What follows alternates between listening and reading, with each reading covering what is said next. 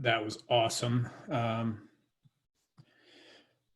John Maxwell on leadership when it matters most. I know I've got tons of pages of notes. If you're not going to wash your hands every time What? you touch something. Just kidding. So let's see. We'll go over to Tay and start the conversation on leadership when it matters most from John Maxwell, because I know Tay's probably got just tons of stuff to expound on here. Yeah, I did have a lot. John, man, it's the reason that he's been a leader for a long time, and not just a leader, but he's been a very credible and just always been out in the forefront, because he just brings this, man, you just, like you said, you feel secure because he's calm. He know that, he's not just, going off of emotion. He's going off of things that's been tested over time and just through different crises. So, it was just great hearing from him, and just to see that, he's been out on the forefront since this thing started. He's been consistently just being creative and innovative of how he can, lead people through this. So it was just really, I didn't want to add, he laid everything out, but there was three things that really stuck out to me. The first thing that he said when he came on, he said, "I just want to be an asset to you." So for me, it was to you guys, just be an asset to others. Like he always says, like, find ways to add value to people every single day in ways that that you're able to do so. And he said people just want hope, assurance, security, and guidance. So most of the time, you just have to be a voice to the people. You have to just let them know this thing will pass, and we're in this together. And just continue to remind people of what the positive sides of this thing, because it's so easy to get wrapped in the negative, because if you look at the news and the media, that's all they're putting out. But ultimately it comes down to like who you're having conversations with, and the things that you're letting in, and the things that, like he said at the end, you have to control what you can control. Just the second thing, he said, uncertainty takes us out of automatic or our routine. And I love that. And I think that's why a lot of people are stressing, because they were so used to just getting up and going and just taking the same route to work and just doing the same things every single day, that they was comfortable with that. And anytime you get pushed outside of your comfort zone, things get a little tested. You start to get a little more stressful because you don't know what's next. You don't know what to do. But for me, I think one of the things he said, you have to get creative. You have to shift from the automatic to the intentional. For me, he said, you have to look at this and just see the benefits of it. For me, you have to, like, what are the things that you said you always wanted to do? Now you have time to do those things. What are the investments you always said you wanted to make, but you didn't have the time? Now you have the time to invest in those things. Whether it's your health, whether it's just reading different books, whether it's starting a podcast, starting a YouTube, or whatever the case may be for you. Now is the time for you to do these things. So you just have to get creative and just understand, like, things probably won't go back to normal. Like they've been saying, it'll be a new normal. So you have to understand, like, what do you want your new normal to be? And you have to start creating those routines and creating those habits and creating those things right now. And just the last thing that I wrote down that he said, like, this last thing I wanted to share. And this one was just powerful. And I was like, wow. And it was really just kind of me. You kind of reflect and you like, wow, which is it for me? And he said, did I during the crisis, he said, did I build during the crisis, or did I get buried during the crisis? And I was like, wow. And he said the one quote, he said, if I prepared well today, then I don't have to repair tomorrow. And for me, I submit to you guys, if you prepare well today, then you will compound tomorrow. If you do the work today, when you come out of this, like you said, you have to get through the problem to get to the opportunity. If you do the things today, then you have to understand tomorrow you're going to come out on top. You're going to come out reaching the goals that you set for yourself. You're going to be reminded of Mark Pentecost saying, we're going to go on the biggest run that this company have ever seen. And you're going to be on the side of this, seeing the things that you wanted when you set your goals back coming out in the first quarter, coming in December. So you have to get intentional about the things that you want. You have to remember the goals that you set out for yourself. And you can't just remember the goals. You have to remember the actions that you put along with your goals as well. And you have to take massive action. You have to do the things that you said, plus 10. You have to do more and more. And you just have to really be out in front. Like you said, the leaders, we can't just sit around and just wait for this thing to pass. You have to show up every single day. He said, this is the time where you build your moral authority. This is the time when you're speaking up and people are seeing you lead through the tough times, that when we get through this, people are going to look at you and say, like, I saw the way they led through the crisis, and I trust them, and I believe that wherever they're going, I trust their leadership, and I trust everything that they said, because I saw them when we was at our lowest, and now that we're at our highest, and I can trust that I can follow them wherever they're going. So use this time, like he said, just to focus on the benefits of it, and just understand there's going to be opportunities come out of this thing, and you have to decide, like, which end do you want to be on when we come out. So I just challenge you guys just to break out of your routine today, do something that you haven't did, whether it's read a new book or just do something that you always want to do. Just step outside your comfort zone and do those things. Start today, and just post it and just be loud about it as well. I think as you be loud about it, then you're helping other people break outside of their comfort zone, break outside the automatic as well. So just go out, whatever you learned from this Zoom today, the same thing that we're sharing with you guys, what we learned, go out and share it with somebody else. And I think as you do that, then you just paying it forward, and you also seeing yourself grow in ways that you probably haven't challenged yourself as well. So that's what I had, and I look forward to hearing from you two guys as well, man. So good. All right, Chad, go ahead and compound on that. Let's get us into some more momentum. Right on. Well, man, that was John Maxwell's stuff is always amazing. And I loved how he just kind of, the theme of this whole one today, which was embracing the benefits of uncertainty, right? That phrase might sound foreign to a lot of people, like, huh? Embrace the benefits of uncertainty. And, you know, and because here's the fact is that we have tons of uncertainty right now. And so we have it. There's nothing we can do with it. So we can't control the uncertainty. So we might as well embrace it, right? And so he gives us some tangible ways to embrace it. And he said we don't maximize anything when we're on automatic. So automatic is kind of what we all default. It's our default mode to go into automatic. But I think he made a great case. And I know I'm fully convinced that we don't maximize our life when we're in default mode, when we're in drift mode, when we're just doing automatic. So knowing that, what can we do to invest into our day? And he shared a lot of things. He shared this about being a wake-up call. He talked about his heart attack was a wake-up call, right? We did a men's retreat a couple years ago. We had Matt Hughes there, UFC fighter, and he got hit by a train, was in a coma for like 19 days. That was a wake-up call for him. In 2003, I'd gotten in so much trouble with the law, I had to go to jail for 2 weeks. That was a wake-up call for me. I read the whole entire Bible in 2 weeks. I was a changed person. See, because of these circumstances in our life right now, so many people are going to come out of this as a better and changed person.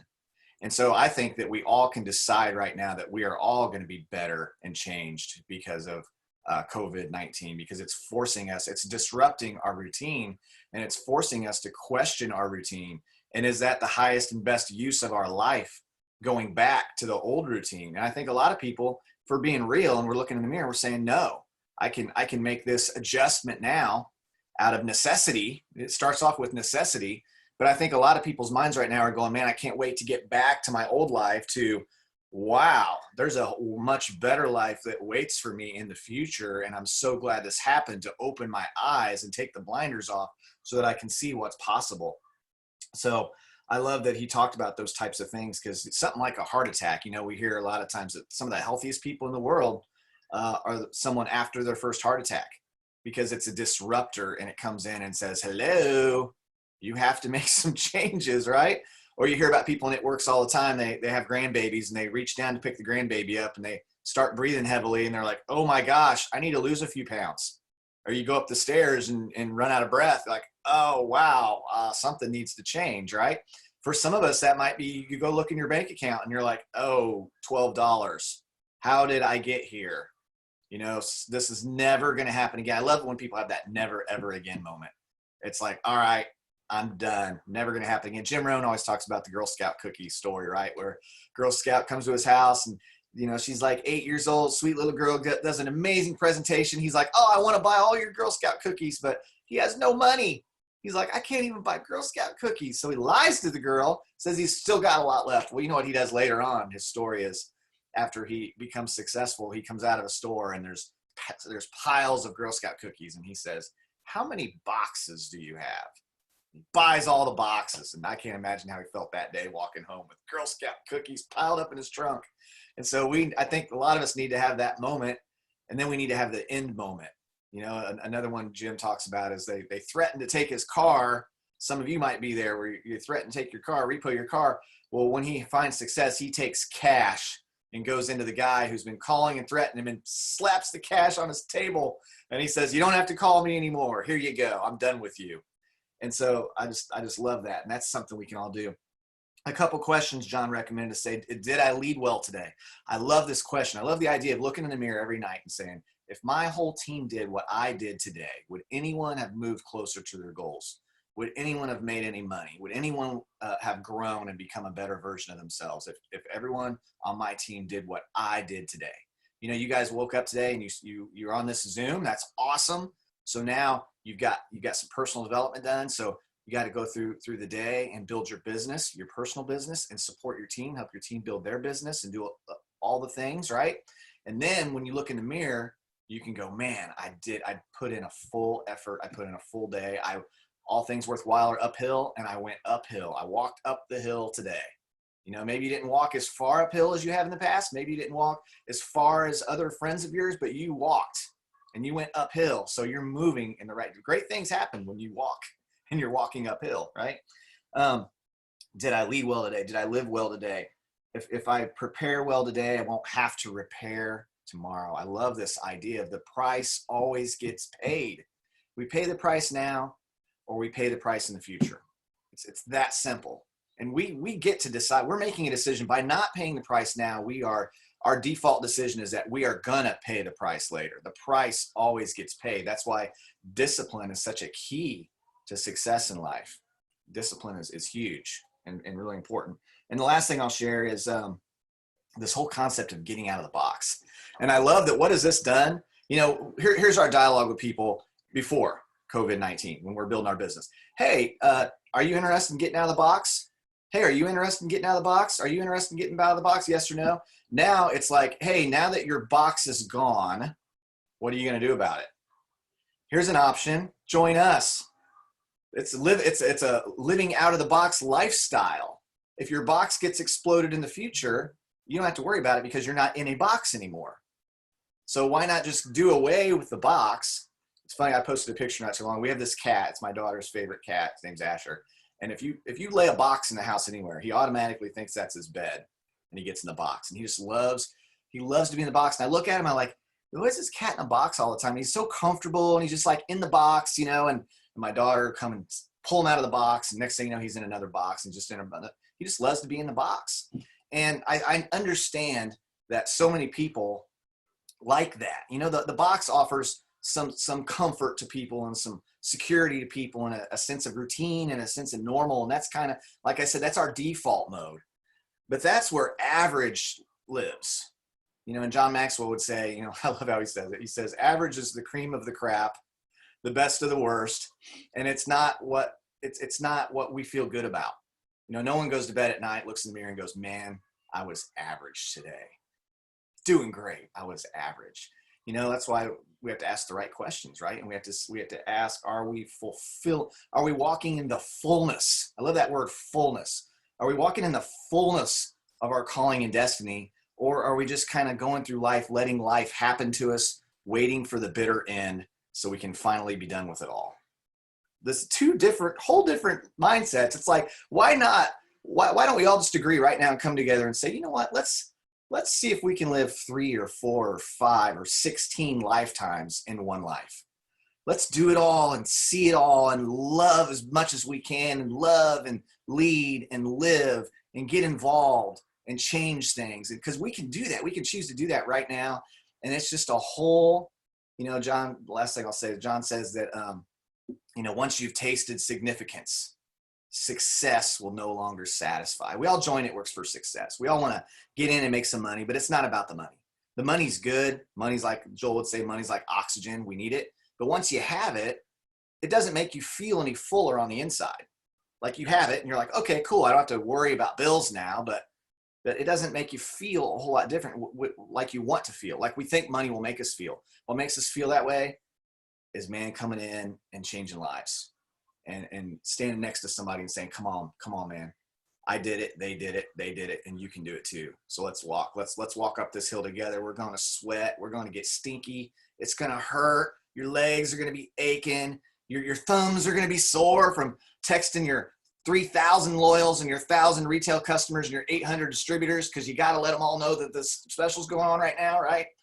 You're going to be tired, but at the end of the day, you're going to look in the mirror and you're going to go, man, if everyone that I know did what I did today, everyone will be winning, and this is a great place to be. So I hope you all got some great stuff out of this, and can't wait to hear what Joel has to say, because I skipped like half mine. I was like, man, Tay did 3? I was like, I got like 17 points here. I can't do 17 now because Tay did 3, so I did like 5.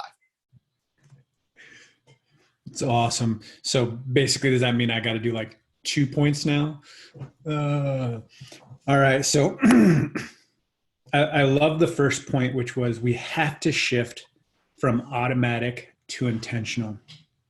You know, today is the day that you have to look and go, what am I doing automatically that I could be doing intentionally?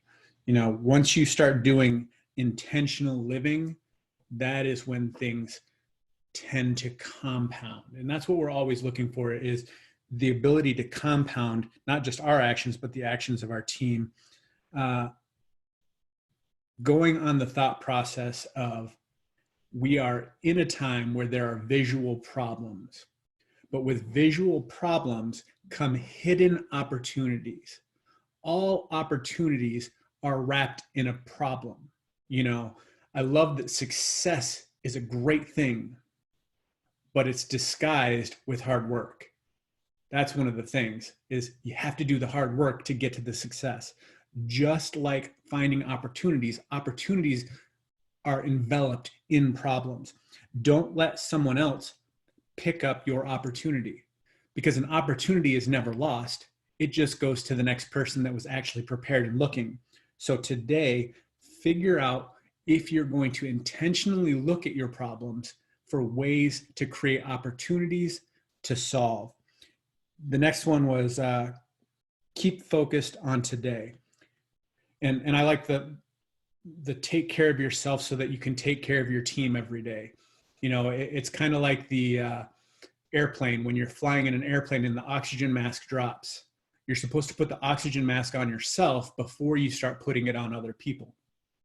So you're doing that today by taking the first step of getting into your personal development. Now, after you leave here, go and take this oxygen mask, which is your personal development, which is your leadership training, and go put it into action with your team and with somebody else. Chad already hit the, did I lead well today? Did I live well today? Crisis requires us to be creative, going into the thinking outside of the box, thinking inside of the box, blowing up the box. Like Chad said, there's no more box left. So when there's no more box left, what do? Crisis causes us to squeeze creativity out of us. We have creativity within us, but it's until that pressure comes. You know, most diamonds aren't made just hanging around. If you want to go diamond, understand there's going to be pressure. It's going to take pressure in order for you to get to that point. And right now, as no time before in history, we've got an amazing amount of pressure on everybody. This is the time for you to come out on the other side as a diamond. Going back to having the opportunity, share the opportunity. You know, when we were standing in food lines, 10 years ago, 11 years ago, we were looking for an opportunity. There are people out there looking for the opportunity. Are you going to be the one that shouts it to where they hear it? Don't let somebody else pick up your opportunity. You have to think of it this way.